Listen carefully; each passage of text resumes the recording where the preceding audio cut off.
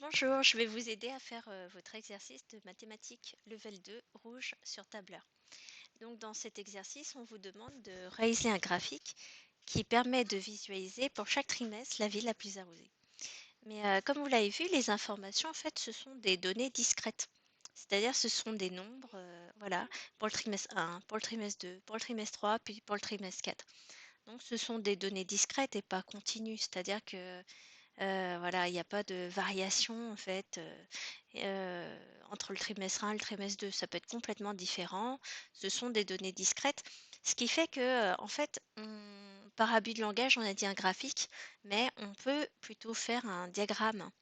Et donc, ce qu'on va faire, c'est sélectionner les informations, faire une insertion, un diagramme, et choisir le diagramme en colonne.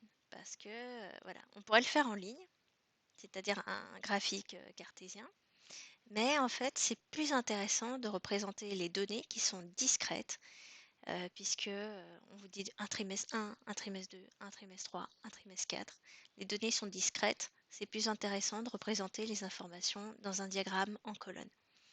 Ensuite, ici, je vois qu'on me représente en fait, tableur par défaut va représenter les informations sur la colonne en fait. C'est-à-dire qu'il va choisir de représenter les infos qu'il voit sur Paris, puis sur Madrid, puis sur Lisbonne. Mais nous, c'est pas ce qu'on veut. Dans la question, on vous dit de représenter pour chaque trimestre. Donc l'information qui vous sert, c'est le premier trimestre, qu'est-ce qui se passe au deuxième trimestre, au troisième, au quatrième. Ce qui fait que je vais modifier ma plage de données. C'est-à-dire que les informations qui me servent sont sur la ligne. Donc je vais passer en ligne et instantanément, ça va modifier mon diagramme en colonne. Voilà.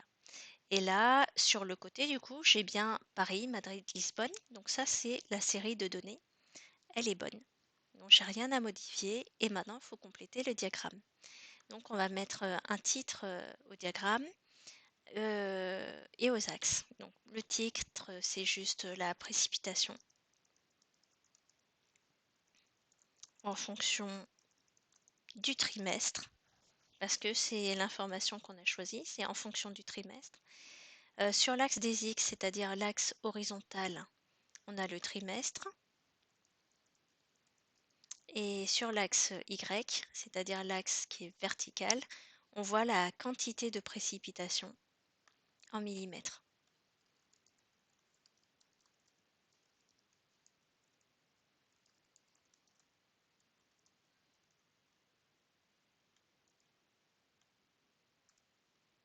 Et vous avez terminé.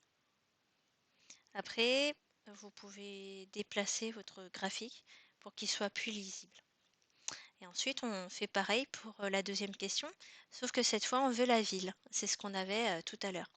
Donc, on va à nouveau sélectionner le tableau, faire une insertion, un diagramme, et bah cette fois, on va laisser la plage de données comme elle était, parce que par défaut, donc tableur a choisi la colonne.